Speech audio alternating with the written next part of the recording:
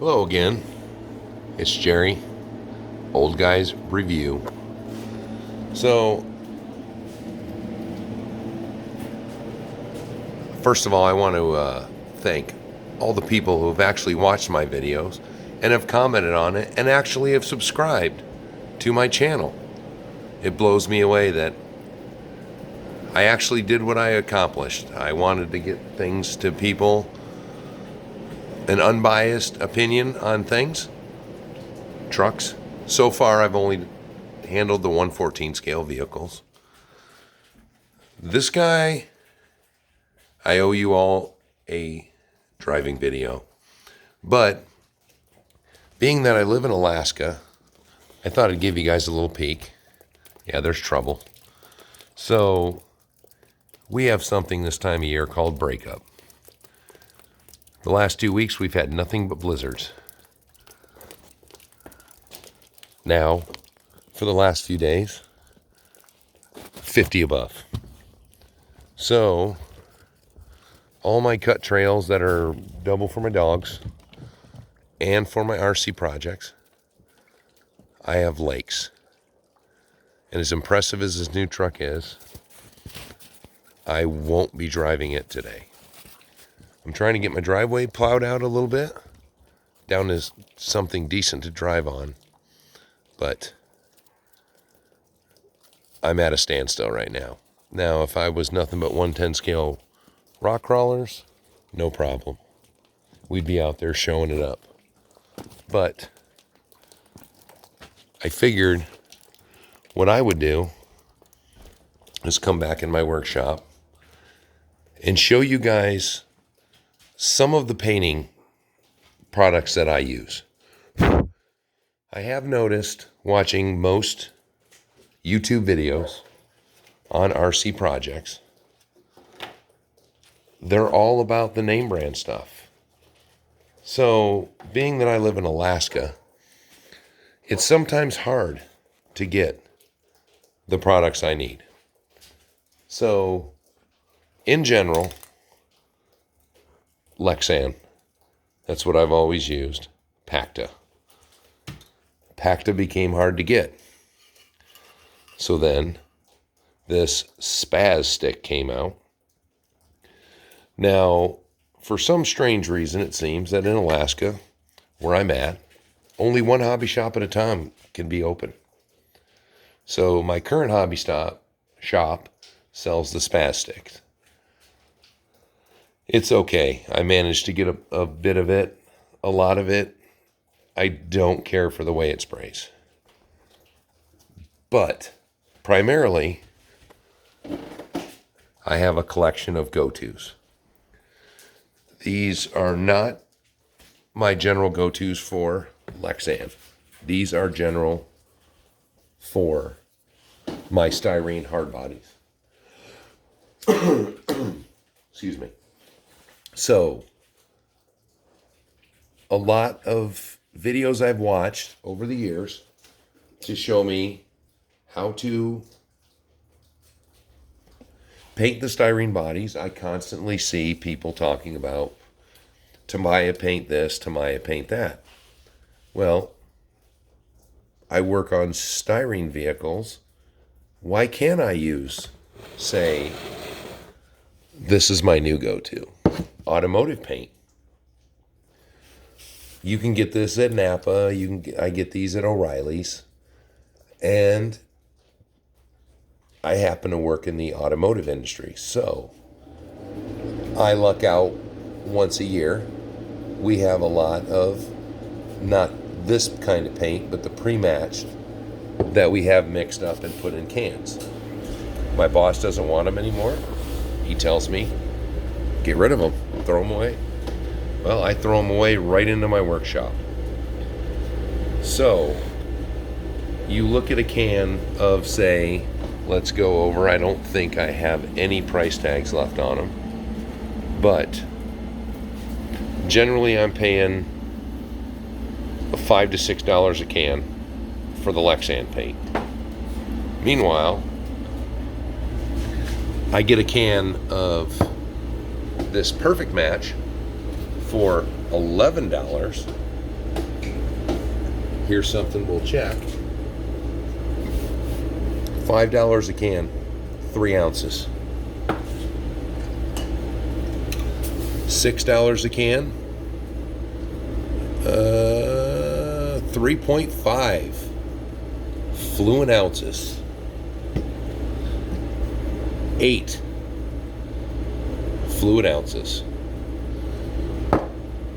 for $11. And it might be cheaper where you're at, lower 48. But meanwhile, I can take one of these cans. This is my new favorite color. It is dark shadow gray. It's a Ford color. And it's what I did my Zetros in, which is a pretty nice color.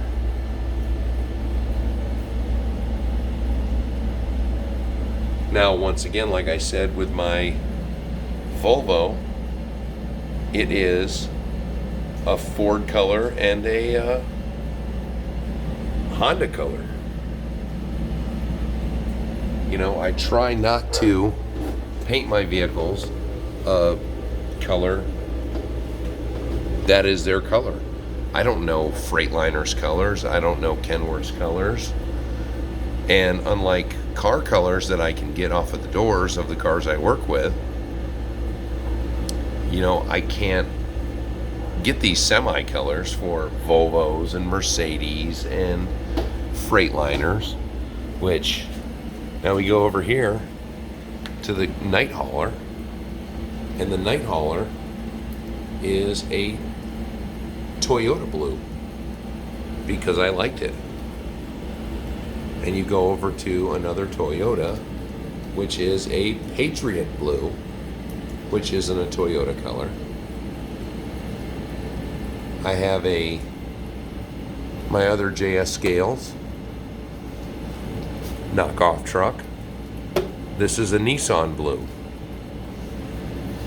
Go to my favorite 4Runner. It's a Hyundai marmalade orange. I see colors in real life and I like them. So I managed to obtain them. Now that's dirt, that's not paint blemishes. Okay, here we go.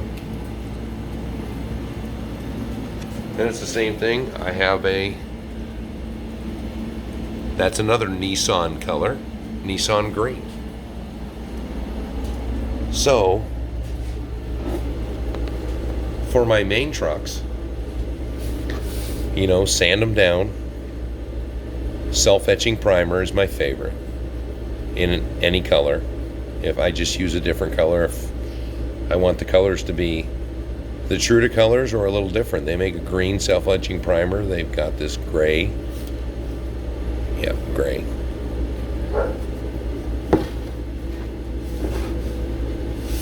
So, rubberized undercoat. It lasts for everything. I like to do external accessories. Here's a original SCX-10, which, there you go, roll bar. This is rubberized undercoat, 3M. It's been on there for years. Here's the rock sliders. Look how well they've held up. You can see the bottom is all scratched up, but the rock sliders, very good condition still. 3M holds up pretty good. It gets smooth, but I do bumpers. I do bumpers with it. Very durable. So that's just my little accessory for things. Now this fabric and trim, it's for plastic and material. Pretty neat stuff. Comes in, you got grays and desert sands. So it's a very flat, almost rubbery look. I like to do it with interiors. Same thing I do with the Plasti Dip. for something I want to be durable and to be dull, not a super shiny color, I use the Plasti Dip. If I want to make, say, one of my semi trucks, here's a good example. This one I'm just kind of doing up, but I wanted kind of a rusty look. So I use flat flame proof. This one still needs a little more black, but I'm doing up the chassis. So it's already got some scratches on it, but the way it looks like it's rusting.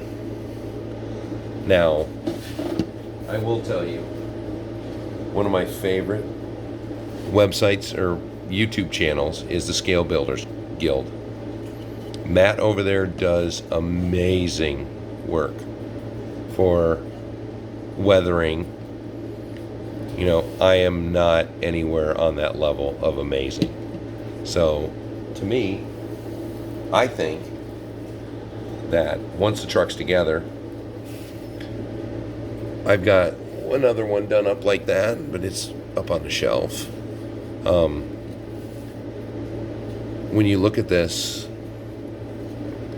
once it's done, with just the kind of look to it, I think it looks pretty good. This camera doesn't do the justice to the color of it,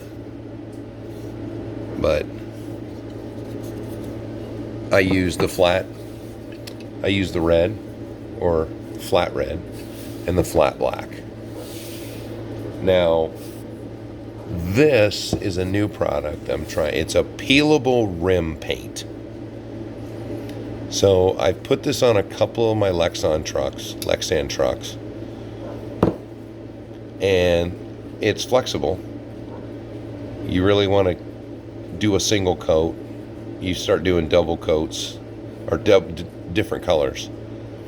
They're kind of tough to where they have the overspray, but these come with effects. So you get this one, and you can spray this one over, and it'll give it this is a flat, and this will give it a little sparkle. There's all kinds of different ones. I forget. I think these are like 11 or 12 bucks a can too. They might be more because they're bigger. 11 ounces. But I thought I'd just show you guys a little something different than what most of the other sites say that always want you to use the name brands. But I can push these back and just kind of show you one of the things I kind of do. This is the seat out of a Blazer, RC four-wheel drive Blazer. So if I try to bring it up close, you can see the difference between how shiny the regular plastic was. I didn't do this one solid just to kind of show this. So you can see where the shiny plastic is, and you can see how flat the Plasti Dip makes it. So what I do, let's see if we can get that in there. See the seats, I'm just starting on this one because some of my weathering takes a little bit longer. So you've got, it looks kind of grungy. And I let real dust accumulate in my garage on these. And then I go to town every couple days. I always make sure I got another project going on. And I just brush the dust basically into, it just dulls it up, scratches it up, whatever. It doesn't look like it scratches it, but it just kind of grunges it up a little bit. So another few days, this one will be about ready. So that just wasn't quick, but just a little something I thought I'd give to you guys to keep you pacified until I can get the damn truck out driving it. So once again, I appreciate everybody commenting, liking my page, subscribing. So until next time, thank you much.